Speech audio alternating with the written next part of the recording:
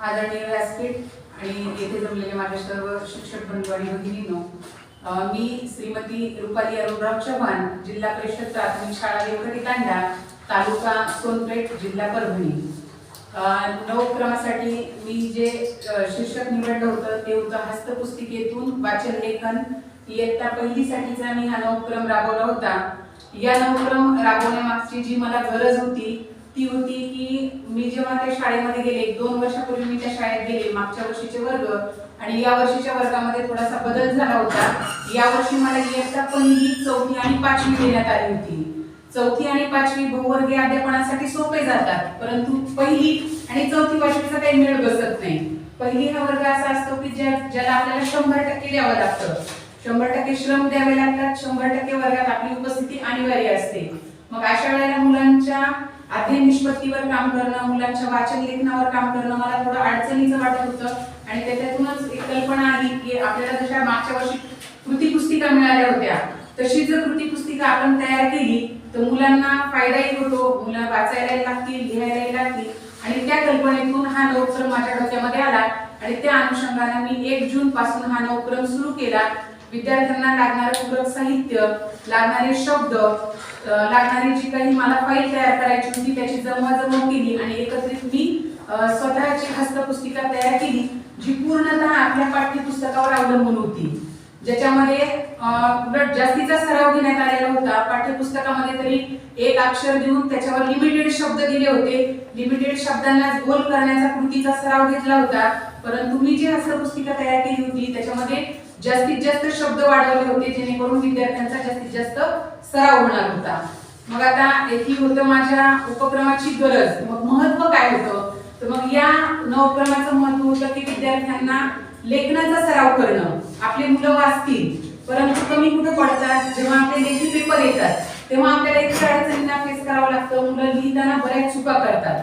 मग ह्या चुका गेल्या वर्षीच्या माझ्या दुसरीच्या मुलांमध्ये माझ्या लक्षात आलं होतं की ह्या मुलांना लिखाणाच्या अडचणी येतात किंवा काही मुलं उलटी अक्षर काढतात.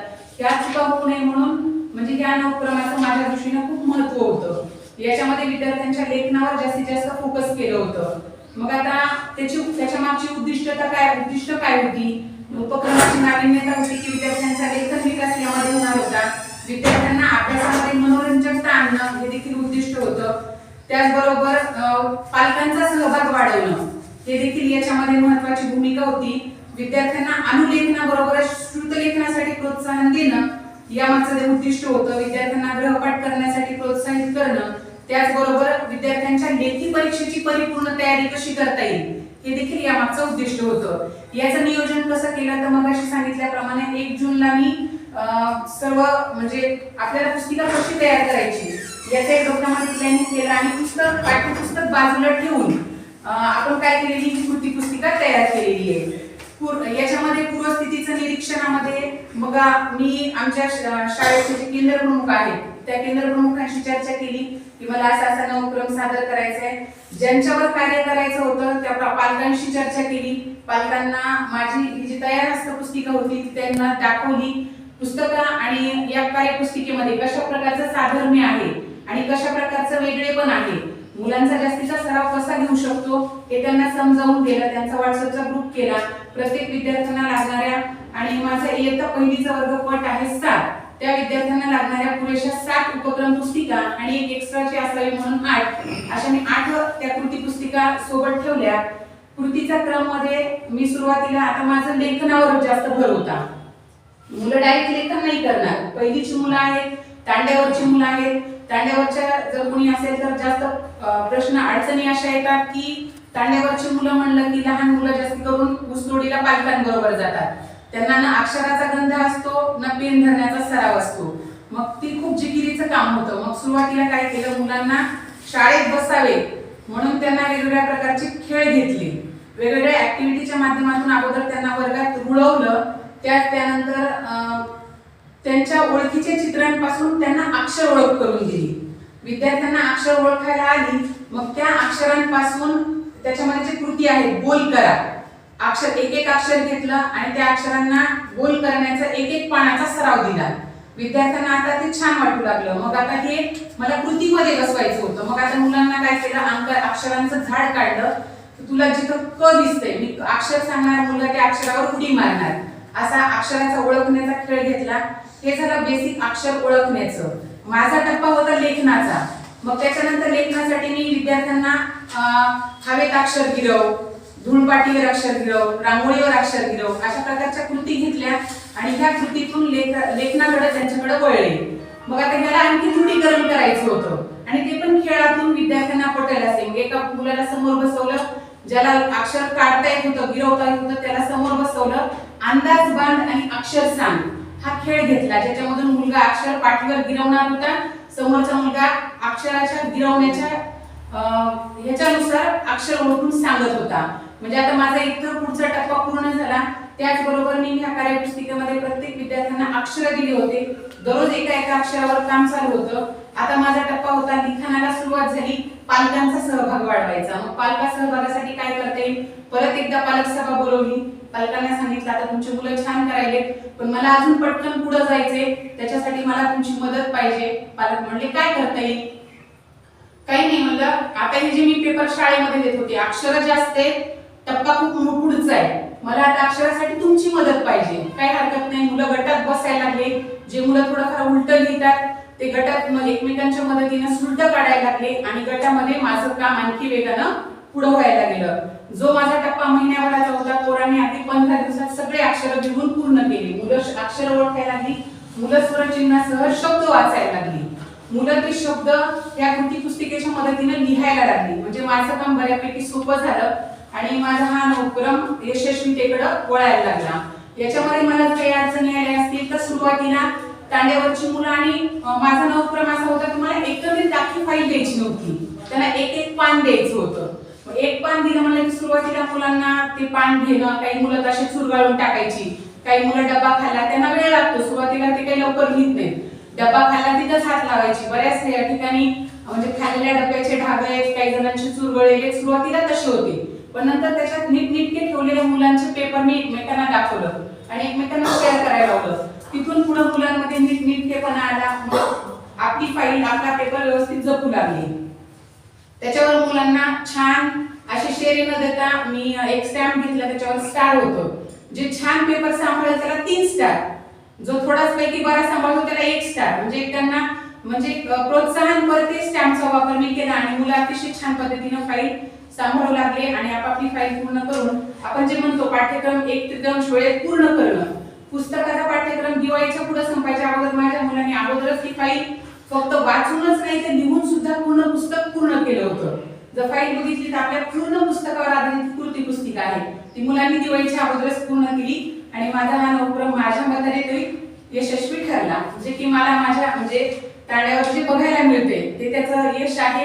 आणि तसं पालकांचंही म्हणणं आलं की मॅडम माझा मुलगा, आता काही पालक असे आहेत की ज्यांची मुलं 3रीत पण आहेत, 4थीत पण आहेत आणि यावर्षी 1लीत आहेत, तेच सांगतात मॅडम माझ्या 4थीतल्या मुलापेक्षा या वर्षीच्या 1लीच्या पोराचं अक्षर एकदम चांगले आणि तो श्रुतलेखन देखील छान करतो. मग माझ्या माहितीस्तव की पालकांचा हा रिप्लाय म्हणजेच माझ्या उपक्रमाची यशस्वीता आहे. धन्यवाद. भाषिक कौशल्य आहेत तो याचं आपण वर्गीकरण करतो. म्हणजे वर्गीकरण कसं करतो म्हणजे काही ग्रहणात्मक कौशल्य आहे, प्रकटीकरणात्मक. मग मी जे केलेलं आहे वाचन कोणत्या गटातलं आहे? वाचन जेव्हा मुलगा वाच कोणत्या गटातला? ग्रहणात्मक आहे. ग्रहणात्मक. दुसरा आहे लेखन. लेखन म्हणजे प्रकटीकरणात्मक आहे, लेखी माध्यमातून. मला म्हणजे हे करताना मी बघितलं तुमचं ऑनलाईन, त्यामध्ये लेखनावर जास्त नाही वाचन आहे ना सर. सुरुवात वाचन पूर्ण केल्याशिवाय मुलगा लेखनावर पोहोचणारच नाही. विद्यार्थ्यांना ओळखता आला तर त्याला लिहिण्यात मजा वाटते. त्याच्यामध्ये जास्तीत जास्त लेखन नाही सर. व्हिडिओ जर तुम्ही बघितले असतील ना तर म्हणजे वाचनावर पण आहे. तुम्ही दिलेले आहेत त्यांचं जास्त लेखन चांगलं आहे.